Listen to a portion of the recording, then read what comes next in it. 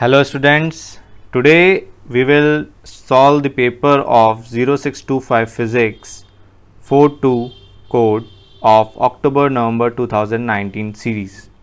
This is paper 4 theory extended. Okay, so before starting the paper, please go through these instructions first. Okay, so let us start with the very first question. Okay. Solve with me. Figure 1.1, the top view of a rectangular paddling pool of a constant depth. The pool is filled with a sea water. Here the dimensions are already given to us, that is the length and breadth. The volume is given to us 264 meter cube. Calculate the depth of the pool. As we can assume this as a rectangular pool of a cuboid shape, and we know that volume is equals to length into breadth into depth. So length and breadth is already given, that is 44 into 20 into depth, let us say d is equals to 264. So d will be equals to 264 divided by 44 into 20. So solving this 264 divided by 44 divided by 20, 0.3 meter you will get the answer. So it is very simple, 0.3 meter. Always write the units whenever you are answering any physical quantity. Now the B part. The mass of seawater in the pool is this. Calculate the density of the seawater. Give your answer to 3 significant figures. So here we have given the mass and we have to calculate the density. We know that density is equals to mass upon volume. In the A part we have already given the volume also. Now just putting the values. Volume is 264. So by solving this you will get divided by 264. So it is approximately 1022.7. So we have to give our answer to 3 significant figures. So by rounding off we can say 1020 Pascal or kg per meter cube. So this is the answer. Now calculate the pressure due to seawater at the bottom of the pool. We know that pressure is equals to rho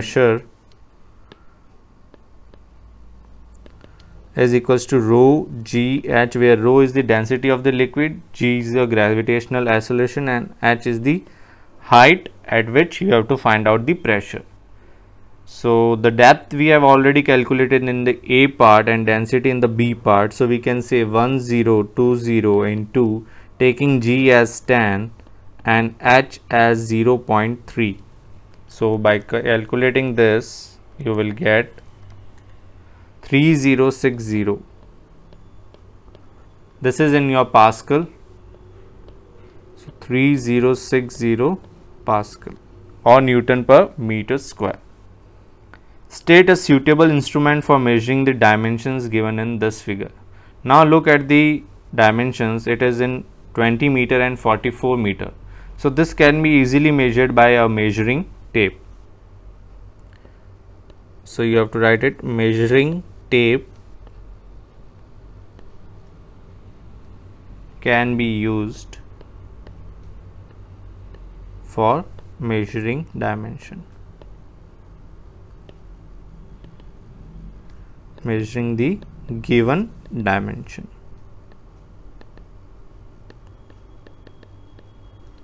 So this is our total 8 marks. So in this manner you have to write down your answers in your board exam. Now moving on to the next question. state two conditions which must be true for an object to be in equilibrium. So this is the basic question. What are the two conditions? You have to remember always, and it is the most commonly asked question. What are the two conditions? Is that the first condition is that there should be no resultant force acting on the object. Whichever object you are considering, there will be no resultant force. So no resultant force on the object. What do you mean by no resultant force? It means simply that F net, or you can say the resultant force, should be equals to 0. If an object is having, let us say, 10 Newton in this direction, then there will be 10 Newton in this direction also. So there is a no net resultant force. And the next condition which most of the students forgot is that there should be no resultant moment also. We have understood, we have learned about the moments. Clockwise movement should be equals to anti-clockwise movement. So there is no resultant movement, or in bracket you can say clockwise movement should be equal to anti-clockwise movement. I hope it is clear to you that movement should be equal when you are considering the equilibrium state of any object. So you can write like this. Okay, now the B part. A uniform meter rule PQ is in equilibrium. This PQ is in equilibrium. It is given in the question. It is in equilibrium. Distance PQ is 100 centimeter. The mass of the meter rule is 0.12 kg and its weight is W. First part, an arrow to draw the force W acting on the PQ at the center of the mass. As it is given that it is a uniform meter rule and it is of 100 centimeters, so the center of mass will be from the at the midpoint. So 100 centimeter midpoint is 50 centimeters. So this is 10 plus 40, that is 50. So we can say this is the center of mass, and here the W force will acting in this direction. Now an arrow to show the force R, that is your normal force, normal reaction force acting on PQ at the pivot. Pivot is this, and normal reaction we know that is always a reaction force is acting in the upward direction to the action. So this is your R. So first part we have done. Now the second part, take moments about the pivot and calculate F. Now look at the figure. Here we can say, as it is in equilibrium, the moment will be same, that is clockwise movement will be equal to anti-clockwise movement. Now clockwise movement, if we say this will rotate about this pivot in this direction, this is anti-clockwise, this is clockwise, and this is anti-clockwise. So clockwise movement is only due to W weight.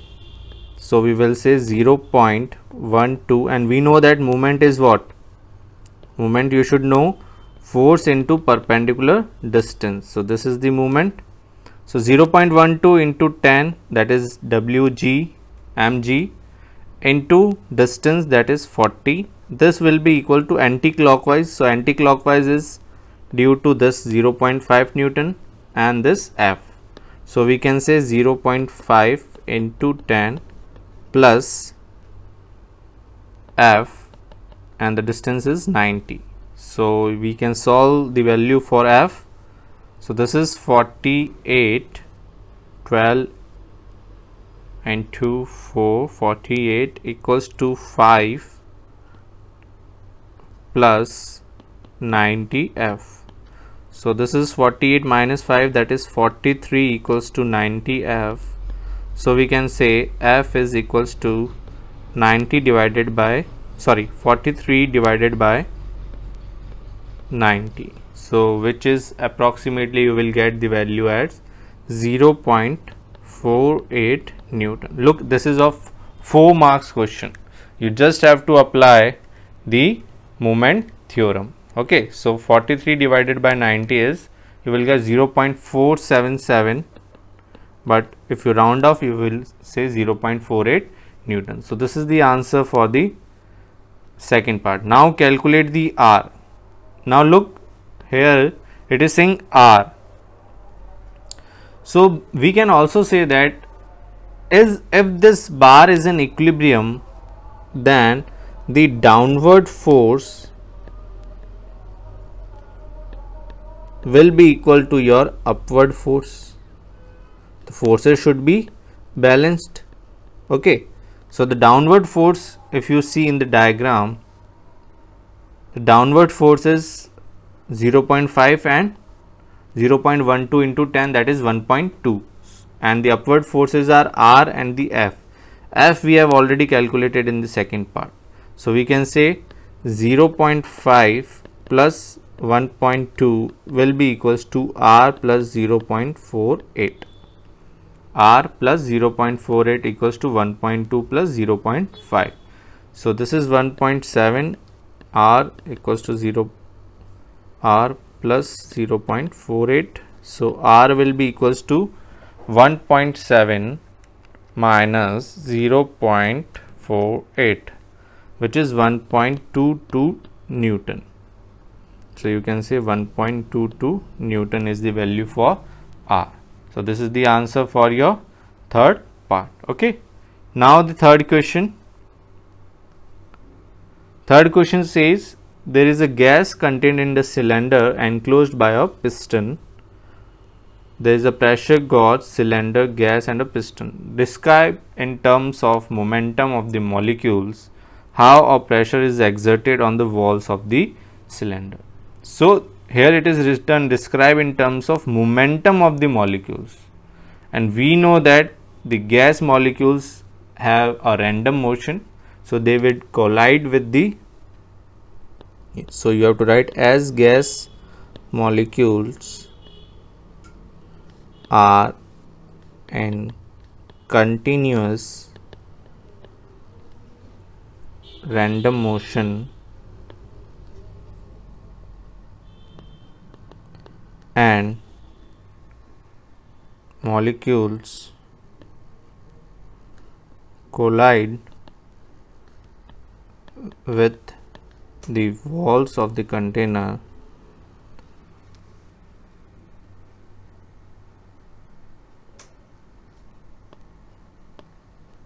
walls of the cylinder. Thus, due to change in momentum,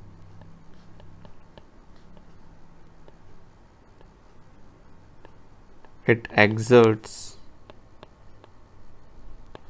a force on walls, and thus pressure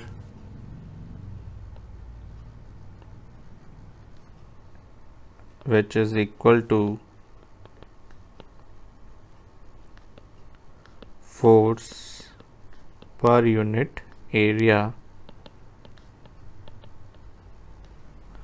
and thus pressure is exerted. You can say thus pressure is exerted which is equal to force per unit area on walls.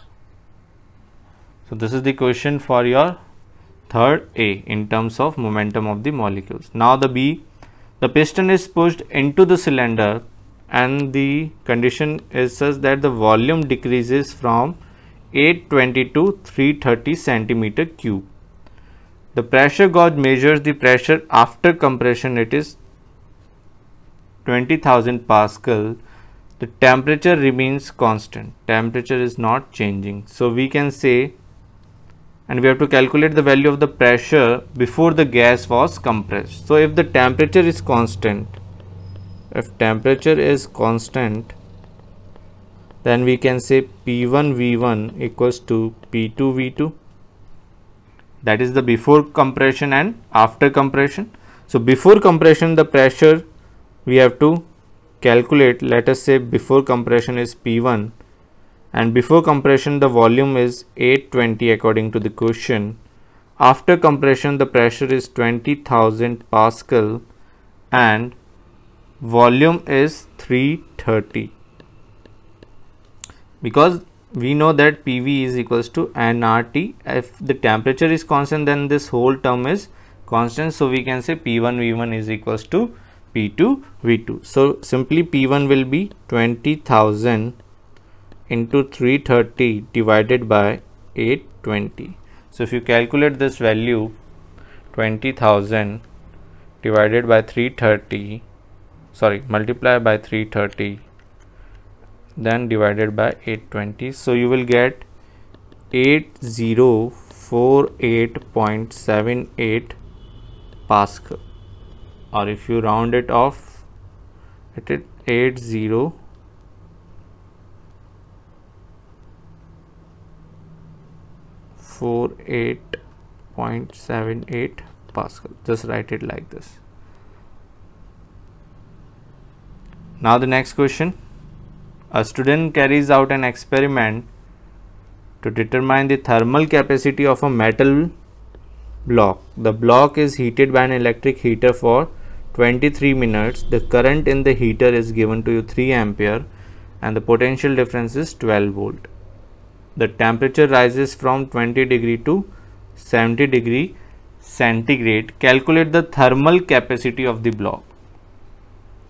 Now look, in this question we can say that the thermal capacity of the block will be determined by using the formula Q equals to C delta T, where C is the thermal capacity.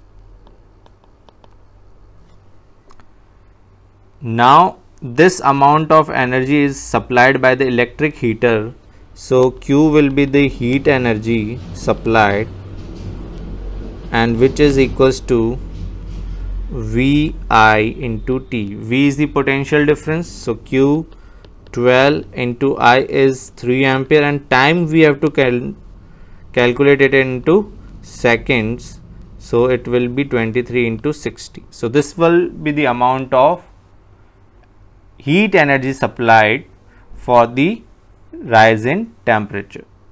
So this will be equated.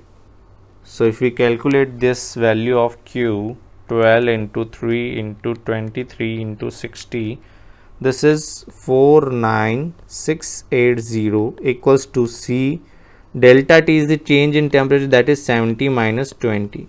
So C will be 49680 divided by 50, which is equals to 993.6, and that will be in joule per degree centigrade. So this is the answer. It is a combination of electricity and your thermal physics. Now the B part, two metal spheres of different diameters are heated to 900 degrees centigrade in a hot oven. The two spheres are removed from the oven. State and explain any difference in the initial rates of emission of radiation of thermal energy between two spheres. Initial rate of emission of radiation between the two spheres of different diameters. How we will state and explain? If they are having different diameters, then we can easily say that the larger sphere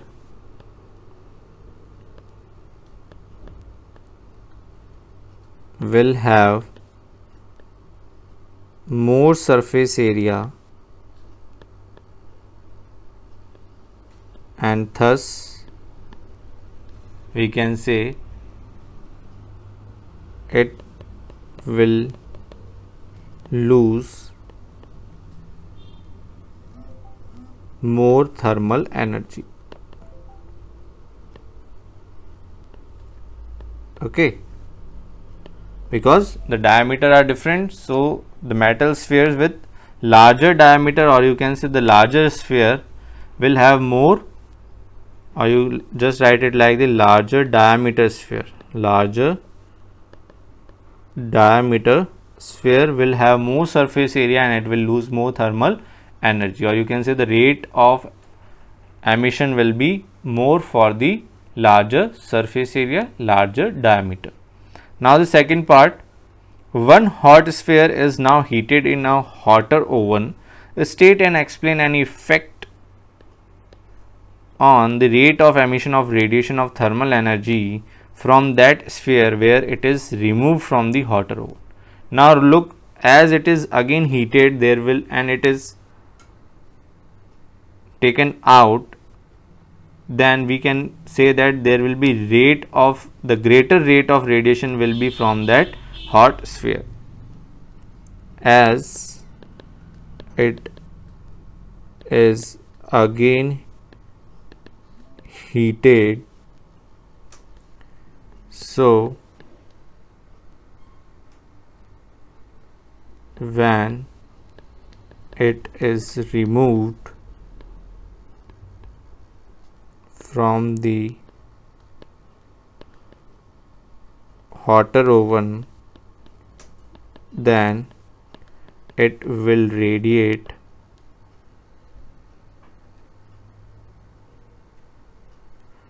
then it will have higher rate of emitting radiation.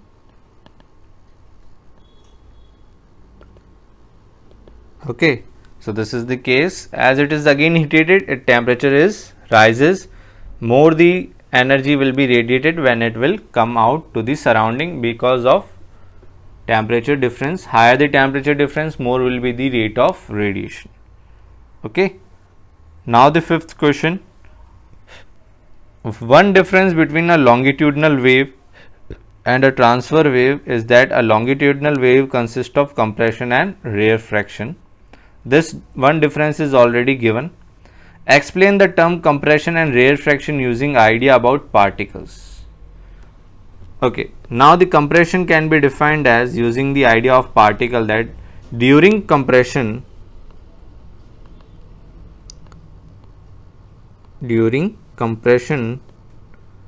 the particles are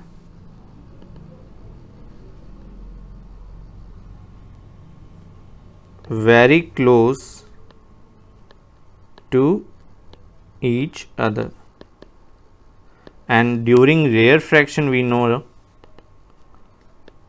during rarefaction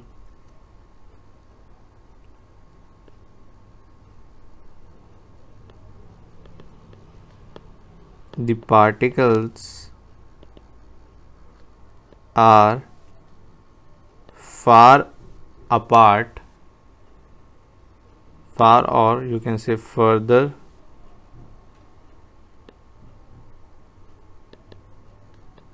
apart from each other. This is idea about the particle. Now describe one other way in which longitudinal wave motion differs from transfer wave motion.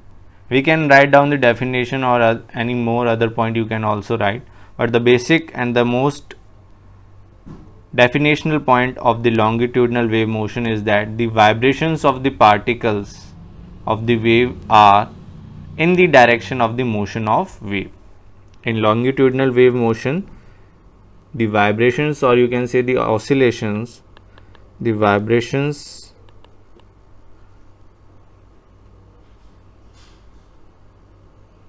are, or you can say the vibration of particles are parallel to the motion of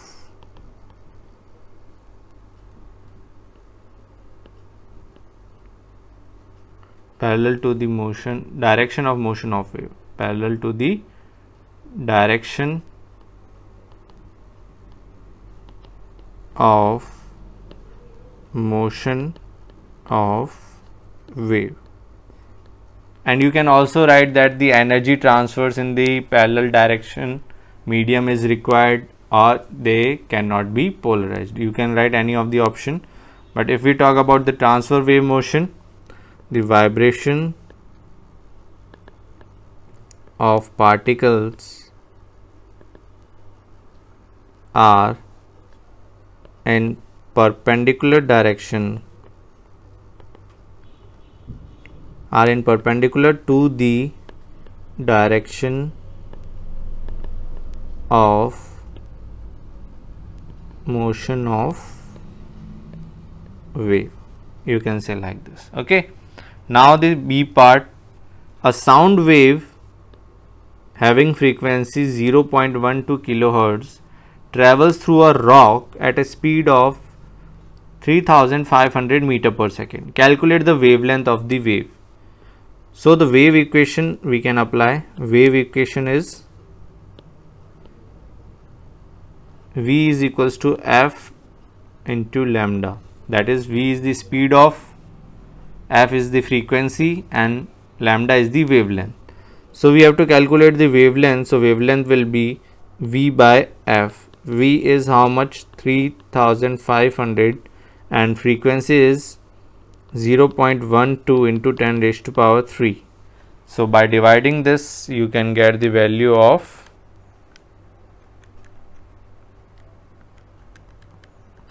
29.16 meter, or in round off you can say 29 meter. So the wavelength is 29 meter is the wavelength of the wave.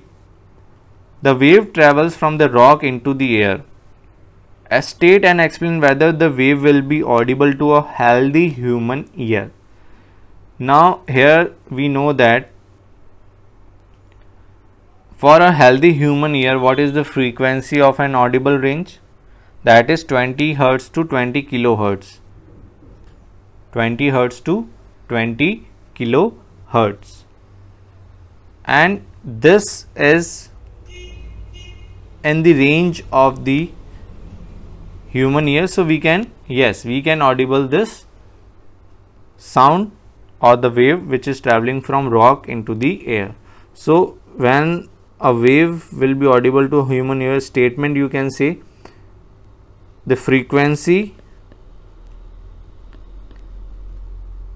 does not change in different medium. As frequency remains the same, then there will be no effect on the frequency.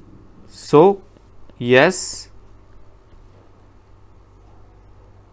the wave will be audible as it lies between 20 Hertz to 20 kilohertz. Okay, so this manner you can write down the answer. Now the next and the sixth question. Figure shows an empty container and on observer's eye. This is an empty container and this is an observer eye. There is a small coin at position O. The observer is unable to see the coin because it is not in the sight of this coin. The observer and the coin stay in the same position. They are not moving, they are in the same position. And the container is filled with water. The observer can now see the coin. Explain why the coin can be seen by the observer. As you know, when you fill the water, then the light from water will bends and will changes direction, and it will be refracted away from the normal, and by which this phenomena, refraction of light, the observer will be able to see the coin. So you have to write it down. Explain why the coin can be seen by the observer. Light from water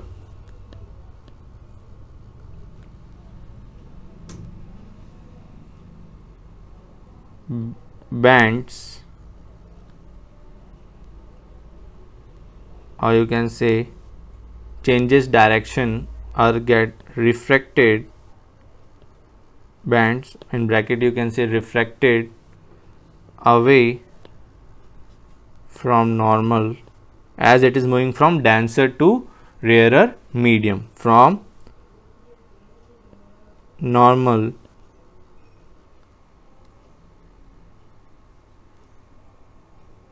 and thus can be seen by observer. Okay, if so you can draw also the diagram. It is not required, but you can draw it. If I fill the water to up to this point, then what will happen? The light which is coming from this coin will bend. Let us say this will be the normal. This will bend in this direction and will reach the eye, and the coin will appear to this point.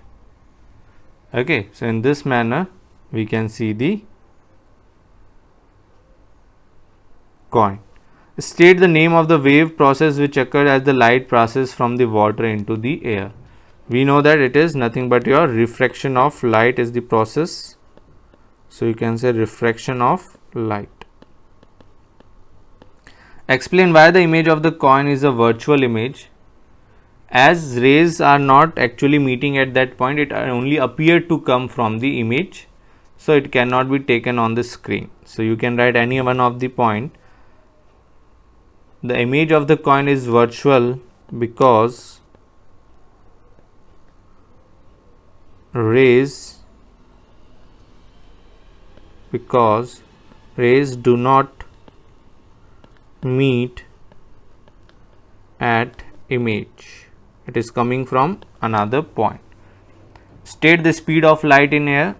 This is common. 3 into 10 raised to power 8 meter per second is the speed of light in air. Now it is given in the C part. Refractive index of the water is 1.3. Calculate the speed of light in water. So we know that refractive index is equals to speed of light in air upon speed of light in medium. So 1.3 is equals to 3 into 10 raised to power 8 upon, let us say VW is the speed of light in water.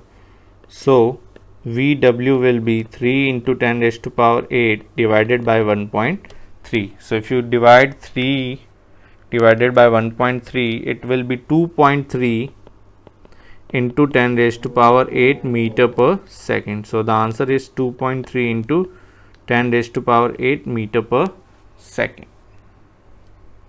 Okay. Now the 7th question.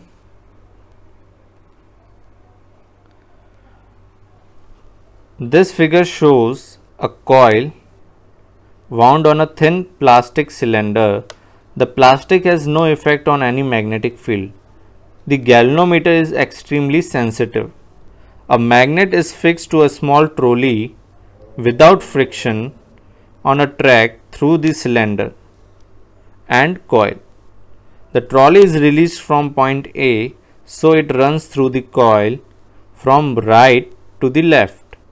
State and explain what is observed on the galvanometer. As we can say, the magnet is coming towards the coil. There will be a change in magnetic flux, and due to this change in the magnetic flux, we can say there is a deflection in the galvanometer. Okay.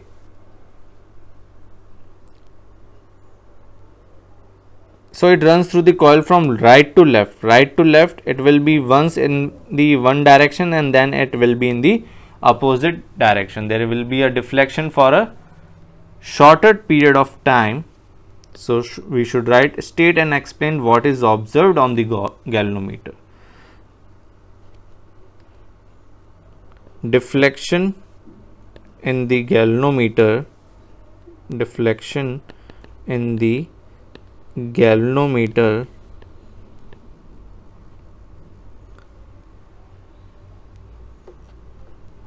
for shorter time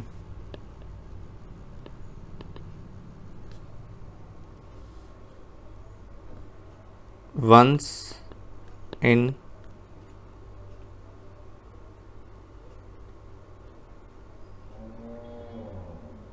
right and once in left. It will be in both the direction, because once it is moving towards and once it is moving away.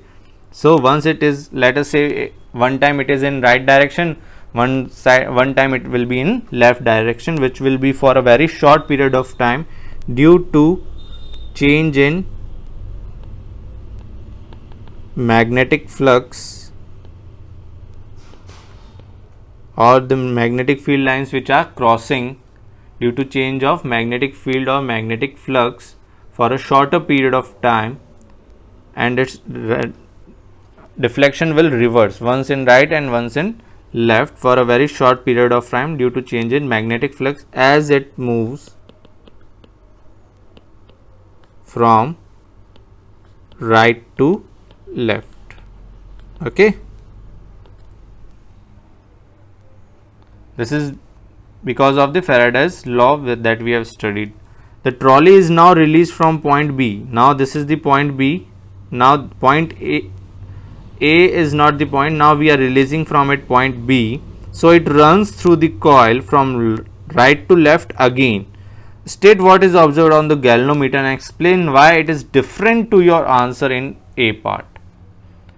As it is now moving from B, there will be a larger deflection, okay, and it is moving with a more rate. Now the speed, or you can say the with which the magnetic field lines are changing with respect to the magnet is more. So the rate of change of magnetic flux is more, so there will be a larger deflection as compared to in A. So we will write it down. Now there will be larger deflection as the rate of change of magnetic flux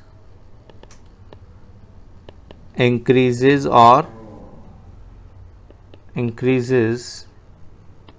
as it moves from point B, because there will be increase in the rate of change of magnetic flux, so there will be a larger deflection. Now the B part, this figure 7.2 shows an extension lead. This is the extension lead used to supply power a 3 kilowatt electric heater on a cool evening. The extension lead designed for use is 25-watt lamp. This is a plug and a socket lying on grass. There is a cut in the outer isolation of this extension lead, and this is a damp grass. Stand and explain 3 dangers in this arrangement. What are the 3 dangers of electricity that we have studied, that we have to apply it here? As you can say, it is having a 3 kilowatt electric heater, and the power line, the extension lead is having only of 25-watt lamp. So what will happen to supply a 3 kilowatt electric heater in a cool evening? The first and foremost will be, there will be a overheating in extension lead, and it may convert it into a electric fire. Okay, so first you have to say that as the power is too high for the electric heater, the extension lead will catch fire. Okay, so the danger one, you can say overheating. So first is overheating / fire hazard. And this we can say the lead is used, lead is designed for 25 watt and it is transmitting a power of 3 kilowatt, which results in overheating.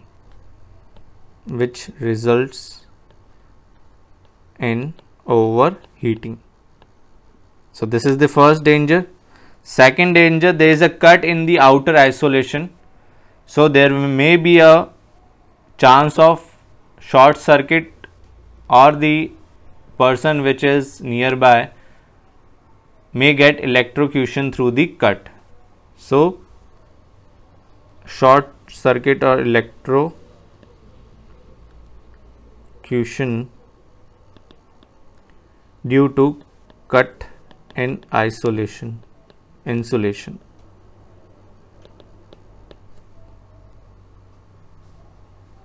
Due to cut in outer insulation, electric shock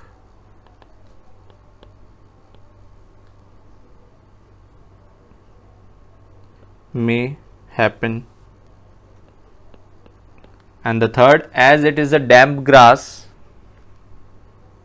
due to damp condition,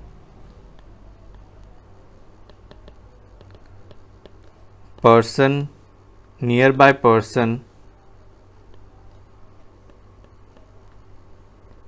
are at high risk of getting electric shock. So these are the three dangers according to the question given. So this you have to remember while using any devices, electrical devices. Now the eighth question. A wire of a length 2 meter and a cross sectional area 4 millimeter square. Cross sectional area is given, length is given, has a resistance of this. Calculate the resistance of another wire of the same material of length 3 meter and cross sectional 0.90 millimeter square. So first of all, what you have to do is you have to calculate the resistivity of this material, of the wire. So resistivity of the material you have to calculate, okay, or you can directly calculate by using the formula R equals to rho L by A.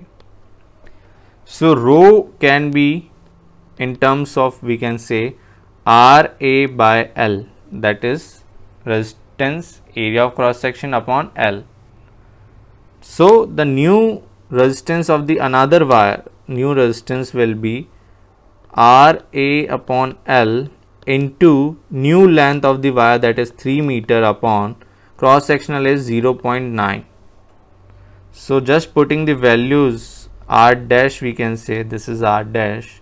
So R dash is the new resistance of the another wire. Look, what I have done is I have just comparing the formula resistance is equals to resistivity into length upon area of cross section. So the resistivity I can write in terms of resistance, area and length. Now the new resistance will be rho L by A. So the new length is 3 meter. So I have written 3. Area of cross section is 0.9 into 0.9, and these value will be of the first condition given to us.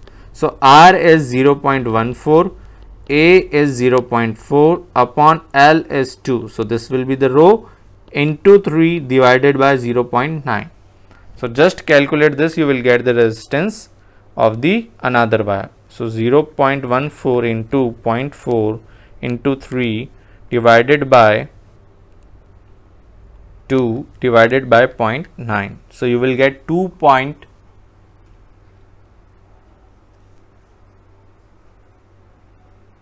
Let me check once again. I have 0.14 into 0.4 .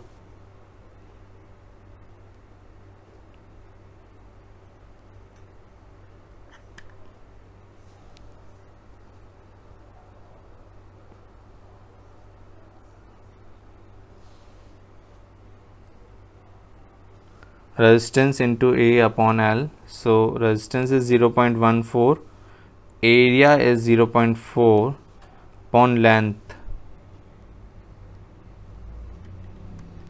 into 3 divided by 0.9. Okay, you get the 0. Yes, there is some calculation mistake.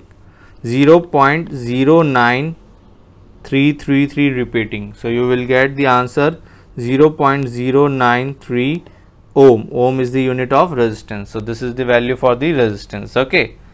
Now the B part. A student is designing a digital electronic circuit as shown in figure 8.3. Shows a partially completed design. You have to complete it, and the truth table for this is given to you in this table. Now complete the column in this truth table to show the values for input B in this circuit. This we have to complete it by seeing this circuit, and we have to complete it in the next part. Okay. Now just look at this is AND gate and this is NOR gate. So what is the role of a AND gate and NOR gate? If the signals, input signals are, look here, it is input A, this is A, and this A is also going to this AND gate, and this B is going for NOR gate, and output is C and D. Let us take one D and then we will take C. Now for A, if it is 1 coming and we are getting C, so C is NOR, the opposite of OR, or you can say we can represent OR just like a parallel combination in which if any one of the switch is closed, then the bulb will glow, and if in the AND it is like a series combination in which both the signals should be, your switch should be closed. So I resemble 1 as the switch is closed and 0 as switch is open. Okay, now look at the inputs in A. Now in A I can see 1 is the input, so 1 is coming, and at D I am getting 0. So at B I can say it will be 0. Let us say it is 0. Then is this satisfy 1 and 0? It means the bulb will not glow. It means 0. Yes, it is getting right. 1 0 OR will be 1 and NOR will be opposite of OR. What I am saying, try to understand. 1 and 0 for the OR it will be what? 1, and but for NOR it will opposite of OR, that is 0. Okay. If you facing problem, let us introduce one more table here. Let us say it is of OR at C. So OR at, if there is an OR, then it will be 1, and just opposite it will be 0. Now 0 and we are getting 0. It means here it also be 1, because if in AND 1 is 0, the output will also be 0, and 0 and 1, what will be the OR? It will be 1, and the opposite is 0. So it is also satisfying this table. Now 1 and we are getting 1, it means it will also be 1, then only D will have 1. So 1 and 1 will have, OR will have 1, and the opposite will be 0. So it is also satisfying this. Now input A is 0 and we are getting at D also 0. So and at C we are getting 1. It means it is just opposite. So 0 and 0 will be 0. It will be 0, and NOR will be 1, and AND will be 0. So this we have done by using OR, then NOR and AND. So C and D, by using C and D we have calculated this. So this will be your answer, and I am rubbing this now. This is only for our interpretation. Okay, so 0 1 1 0 will be the answer. The column O in the truth table shows the desired output values for the circuit. Complete the circuit to achieve these output values. Now look at the O. O is this, and we have to make a circuit so that we get the output as shown in the table. Now C and D we have the input 0 0 and we are getting 1. So 0 0 when we are getting 1, then look at this, 0 0 we are getting 1, 0 0 0 again we are getting 1, 0 0 we are getting 1, 1 0 1 0 and we are getting 0, sorry 0 1, this is 0 1 and we are getting 0, so this is 0, 0 0 0 0 we are getting 1, so 0 0 1 0 we are getting 0. So how will you solve? C D 0 0 and you are getting 1, this will only happen when there is a NOR gate simply. So I am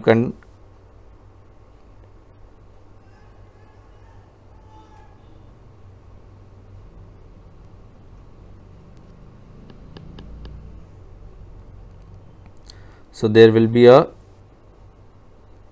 NOR gate like this.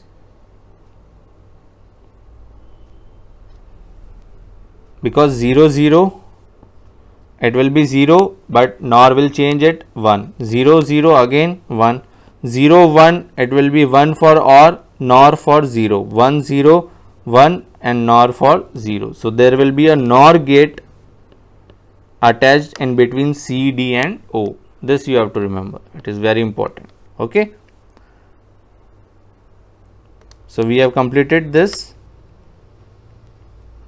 So we have also labeled the gate. Now the next question, what is mean by the term electric field? Electric field is defined as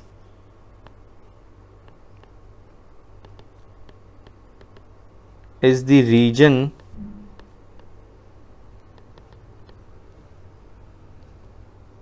around a charge where another charge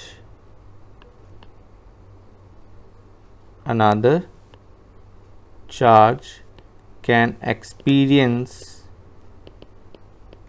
a force. Okay, where another charge can experience a force, that is known as the electric field. Now shows two parallel conducting plates connected to a battery. These are the conducting plates and this is a positive terminal and this is a negative. So this will be a positive plate and this will be a negative plate. Okay.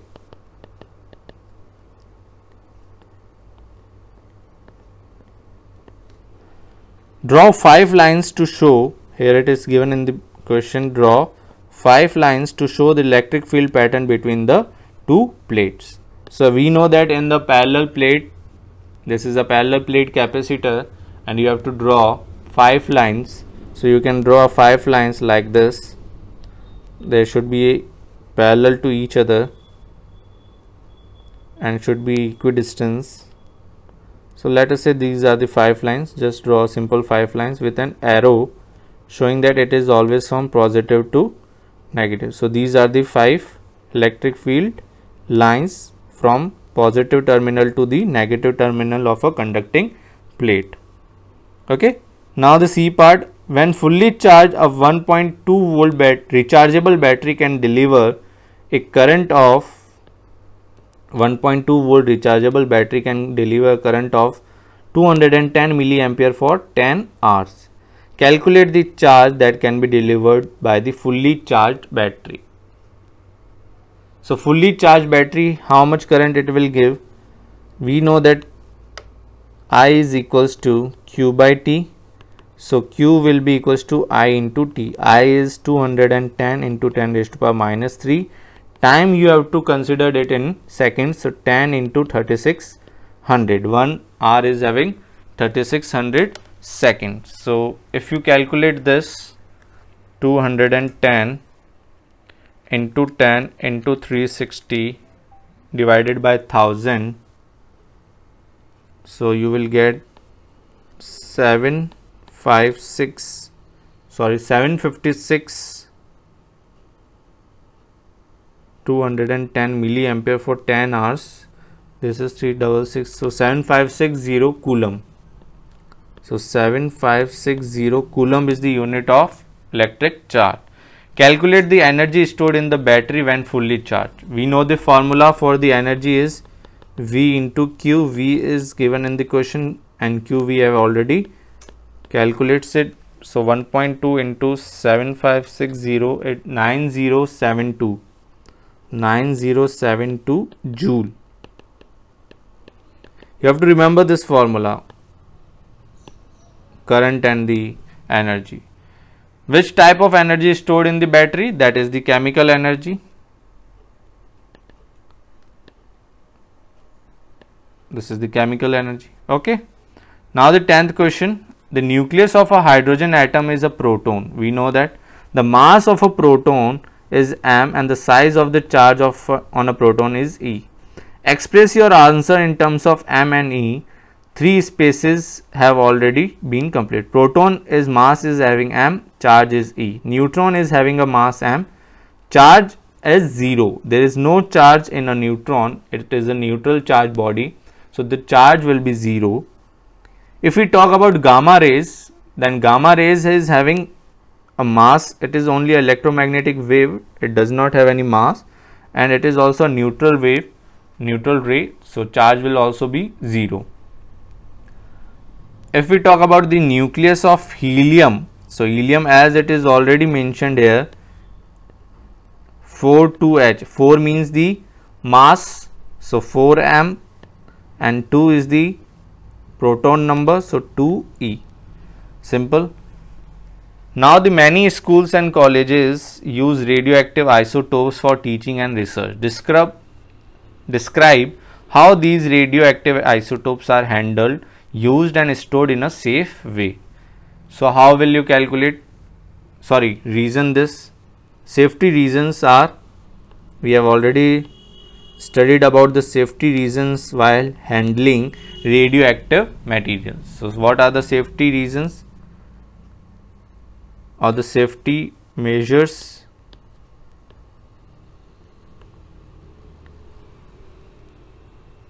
How can you use and stored in a safe way, handled? So the first of all,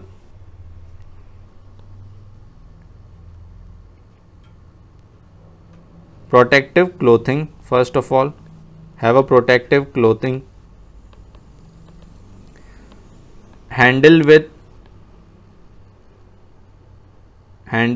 use of tongs. Don't touch it directly. Okay. Or you can say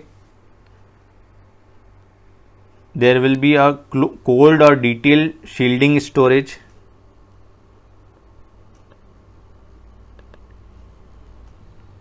Shielding storage. Okay. And must be disposed or proper, you can say proper disposing method or procedure. You cannot dispose in a normal manner.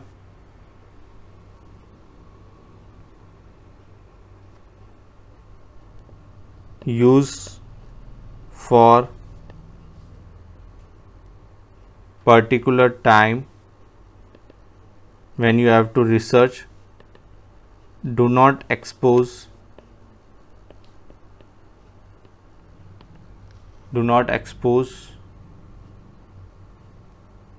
for longer period of time. You can write anything related to this. Keep distance. Keep it safe. And not be reachable for children. As in school, the children might be around, so it will be kept safe and not be reachable for the children. Okay, so you can write any of the 3 points as it is of 3 marks or more than that.